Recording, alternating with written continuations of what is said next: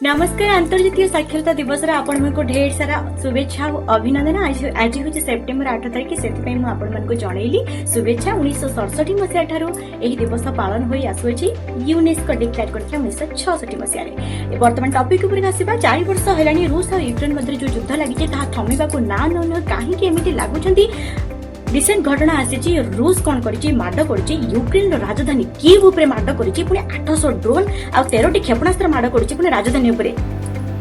कथा कैबिनेट भवन को क्षतिग्रस्त करिबार जो योजना तार सफल हो कैबिनेट भवन मध्य झारखार केते लोक मध्य प्राण हरई सहित आहत गोटे शिशु मृत होती तार बदला ने जाकि यूक्रेन कौन रूस पाइप मान तैल पाइप उपर आक्रमण करी।